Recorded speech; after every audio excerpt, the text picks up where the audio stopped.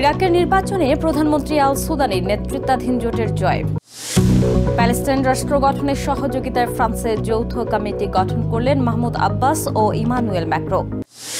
মৃত জিম্মিদের উদ্ধারে গাজা সিটির আরও গভীরে উদ্ধার অভিযান শুরু হামাসের। ইসরায়েলে আর্মি রেডিও বন্ধের ঘোষণা দিয়েছেন প্রতিরক্ষামন্ত্রী। নেতানিয়াহুকে ক্ষমা করার অনুরোধে ইসরায়েলের প্রেসিডেন্টকে ট্রাম্পের চিঠি। মধ্যপ্রাচ্যের রাজনৈতিক অর্থনৈতিক সহ সবশেষ খবরাখবর আপনাদের সামনে এক নজরে তুলে ধরছি আমি নূর।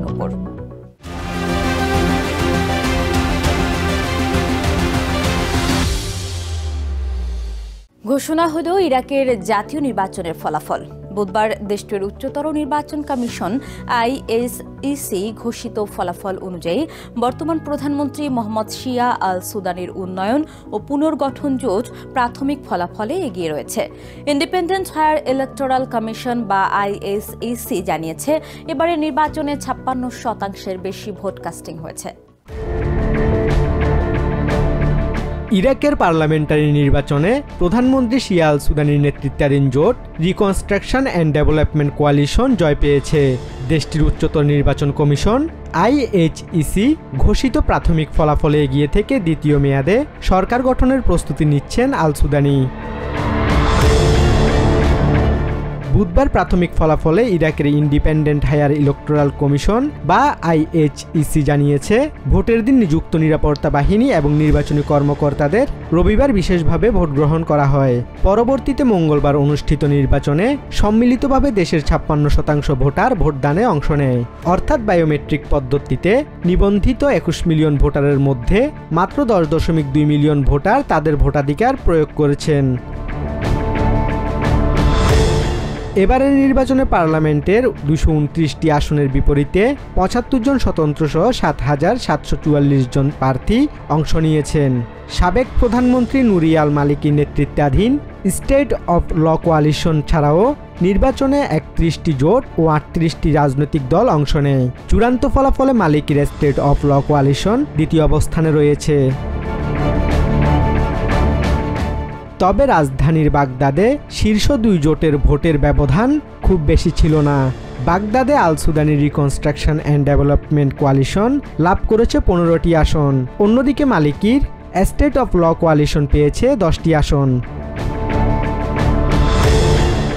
চূড়ান্ত ফলাফল অনুযায়ী ইরাকের ফেডারেল সুপ্রিম কোর্টের অনুমোদনের পর ১৫ দিনের মধ্যে পার্লামেন্টের অধিবেশন আহ্বান করতে হবে।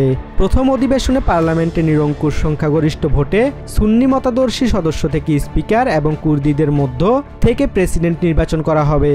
পরবর্তীতে সংখ্যাগরিষ্ঠ জোট বা দলগুলোর মধ্য থেকে একজন শিয়া মতাবলম্বী প্রার্থীকে প্রধানমন্ত্রী নির্বাচিত করা হবে। রাষ্ট্রপতির অনুমোদনের পর প্রধানমন্ত্রী নতুন মন্ত্রিসভা ঘোষণা করবেন। Basudebnath, TVN 24 news desk. Palestine রাষ্ট্র গঠনের সহযোগিতায় যৌথ কমিটি গঠনের ঘোষণা দিয়েছেন ফ্রান্সের প্রেসিডেন্ট ইমানুয়েল ম্যাক্রো এবং প্যালেস্টাইন অথরিটির প্রেসিডেন্ট মাহমুদ আব্বাস।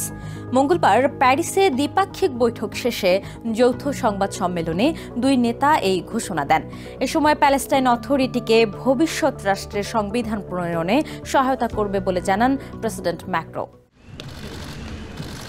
সার্বভৌম প্যালেস্টাইন রাষ্ট্র গঠনে পূর্ণ সহযোগিতার ঘোষণা দিয়েছেন ফ্রান্সের প্রেসিডেন্ট ইমানুয়েল ম্যাক্রো।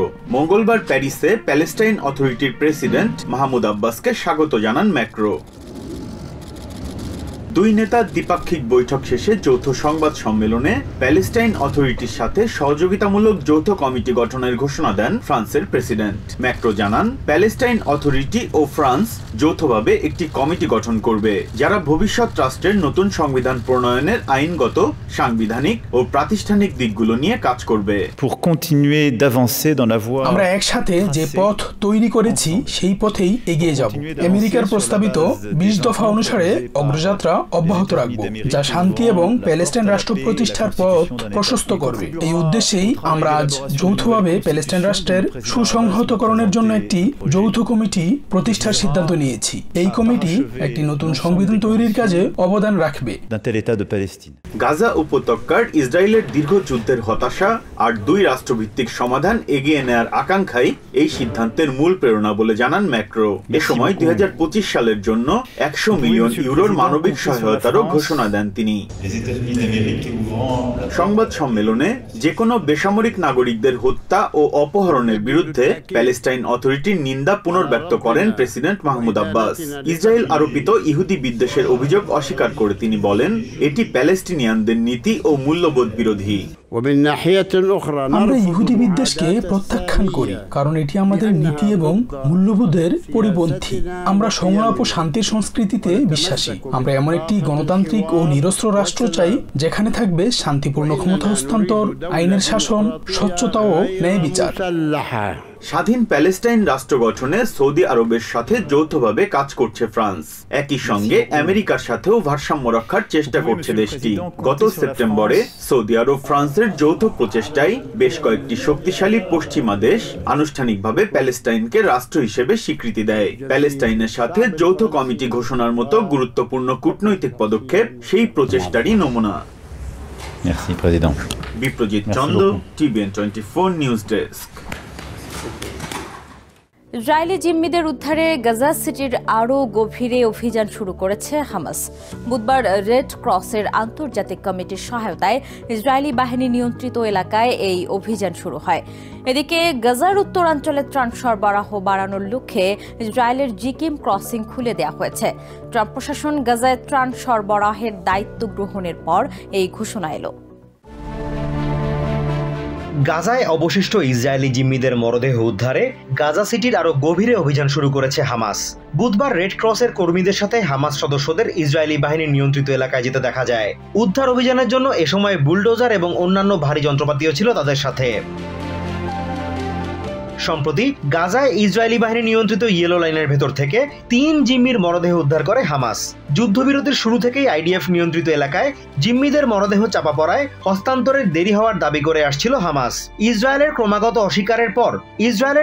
অস্বীকারের পর গত সপ্তাহের শুরুতে গাজা সিটির সুজাইয়া পাড়া এলাকায় অভিযানের অনুমতি পায় হামাস ও রেড ক্রস। পরে সেখান থেকে 2 দিনে 4 ইসরায়েলির মরদেহ উদ্ধার এবং হস্তান্তর করা হয়।